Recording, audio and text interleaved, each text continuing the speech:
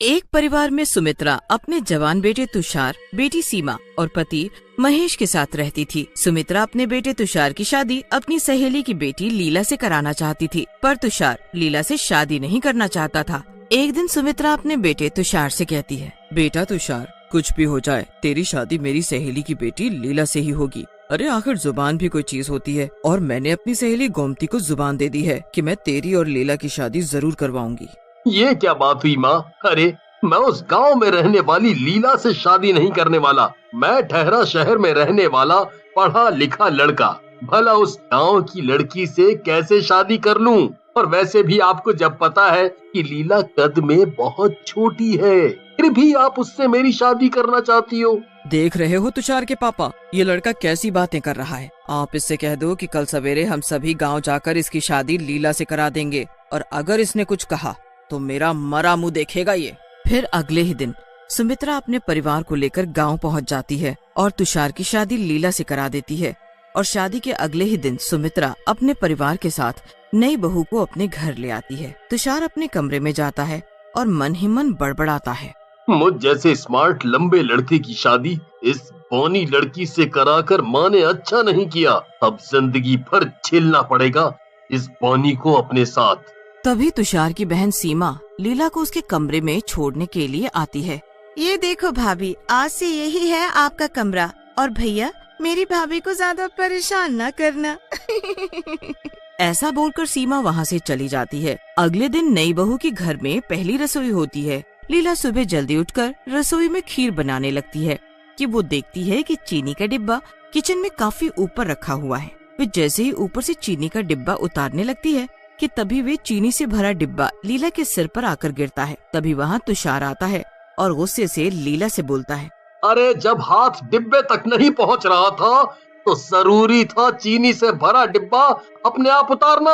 अब गिर गया ना डिब्बा, कर दिया ना काम खराब। अगले दिन लीला अपने कमरे में अलमारी से कपड़े निकाल रही होती है कि उसके छोटे कद के कारण उसका अलमारी में ऊपर रखे कपड़ों पर हाथ नहीं पहुंचता। वे तुषार से कपड़े निकालने के लिए कहती है, अजी मेरा ऊपर तक हाथ नहीं जा रहा है, क्या आप अलमारी से कपड़े निकाल देंगे?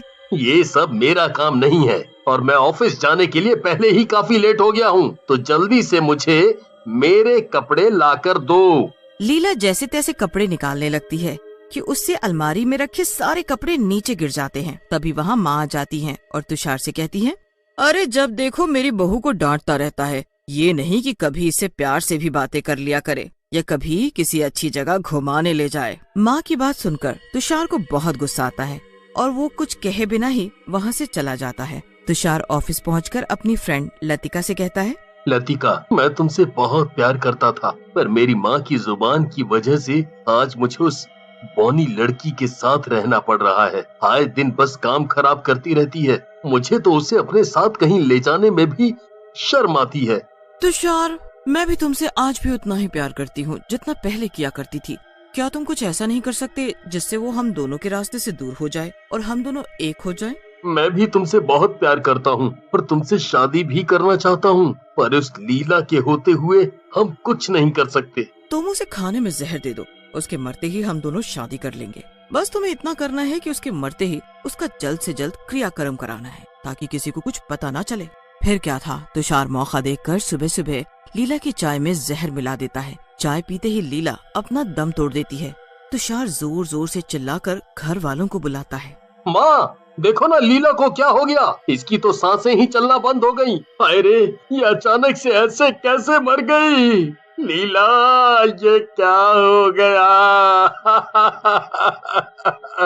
हाय रे हाय, ये हमारी बहू ऐसे कैसे मर सकती है? कुछ देर पहले तक तो बिल्कुल ठीक थी। मेरी बहू। तुषार किसी से कुछ ज्यादा बोले ही फटाफट से लीला का अंतिम संस्कार कर देता है। लीला की मौत को कुछ ही दिन हुए थे कि तुषार अपनी फ्रेंड लतिका को अपने घर ले आता है और अपनी माँ से उसे मिलाता है और लतिका से शादी करने की बात माँ से करता है कि तभी किचन से कुछ गिरने की आवाज आती है। सभी जाकर किचन में देखते हैं। अरे सीमा, ये क्या? ये चीनी का डिब्बा कैसे गिरा? सीमा अपनी आंखें बड़ी करके अजीब सी आवाज से कहती है, आज तो सिर्फ चीनी गिरी है, कल को क्या पता कुछ और गिर जाए। आखिर मैं छोटी हूँ ना, तो ऊपर रखे सामान पर मेरा हाथ ठीक से पहुँचता सीमा, तू तू तू तू ठीक तो है ना? मैं तो ठीक हूँ, पर मुझे ये लड़की लतिका बिल्कुल पसंद नहीं है। इसे मेरे सामने से ले जाओ। तभी तुषार के पापा वहाँ आते हैं और बोलते हैं, हे भगवान, बहू को मरे कुछ ही दिन हुए हैं और ये जनाब दूसरी शादी की बात कर रहे हैं। पर तुषार पर किसी की बात का कोई असर नहीं होता और वो अगले ही दिन मंदिर में जाकर लतिका से शादी कर उसे अपने घर ले आता है। शादी के कुछ दिनों तक तो सब ठीक था, पर एक दिन जब लतिका किचन में खाना बना रही होती है कि तभी उसे अपने सामने एक डरावनी चुड़ैल दिखाई देती है। वो चुड़ैल कद में बहुत छोटी थी, पर देखने में उतनी ही डरावनी थी। मर गई।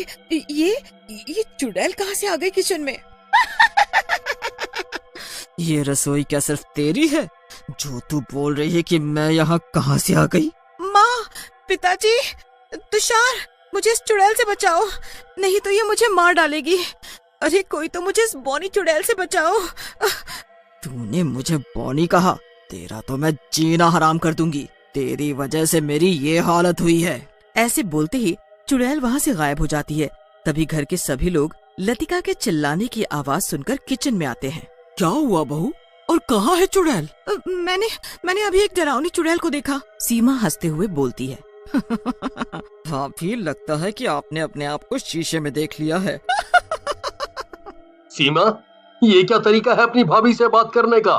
तभी सीमा के शरीर में चुड़ैल प्रवेश कर जाती है और सीमा अजीब सी आवाज में बड़ी बड़ी आंखें करके बोलती है, क्यों, ये लतिका कुछ भी कर सकती है? क्योंकि ये सुंदर और लंबी है और मैं कुछ भी नहीं बोल सकती। काश मैंने भी अपने दिल की बात सबसे बोली होती तो आज मैं। ये कैसी बातें कर रही है बेटी? सीमा की माँ, मुझे तो कुछ सही नहीं लग रहा है। फिर उसी रात लतिका को अपने कमरे में चुड़ैल दिखाई देती है। हे भगवान, ये मेरे साथ क्या हो रहा है? ये चुड़ैल मेरे कमरे में भी आ गई। तुषार, जल्दी कमरे में आकर देखो, ये बौनी चुड़ैल फिर से मुझे घूर कर देख रही है। मेरी जगह लेना चाहती है ना, तो मैं तुझे सच में मेरी जगह पहुंचा देती हूँ। तेरा भी ऊपर का टिकट कटा देती हूँ। क्यों, सही है ना? अब क्या हुआ लतिका? अब क्यों चुड़ैल चुड़ैल लगा रखा है? मुझे तो यहाँ कोई चुड़ैल दिखाई नहीं देती। लगता है तुम बहुत थक गई हो, रात हो गई है। चलो अब सोते हैं। उसी रात सुमित्रा किचन में पानी पीने के लिए जाती है तो वो देखती है कि किचन में एक बौनी चुड़ैल फर्श पर बैठी बर्तन धो रही है। उसे देखते ही सुमित्रा की चीख निकल जाती है।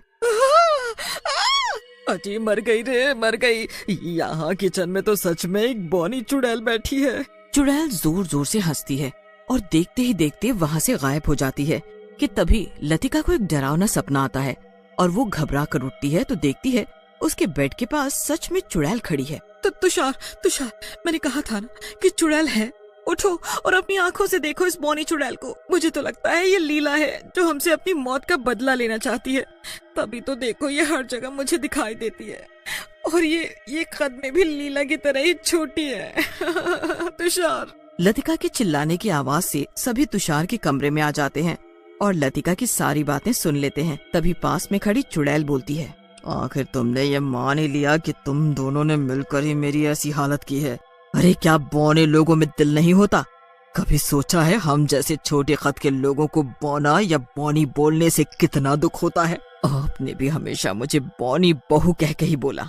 बौनी होने के कारण मुझे आपने कितनी ठेस पहुंचाई, पर फिर भी मैंने आपसे कभी कुछ नहीं कहा। अरे मैं बौनी हूँ तो इसमें मेरी क्या गलती जो तुमने मुझे जहर देकर मार डाला? क्या मतलब बौनी चुड़ैल ही हमारी बहू है जैसे हमारे बेटे ने जहर देकर मार डाला?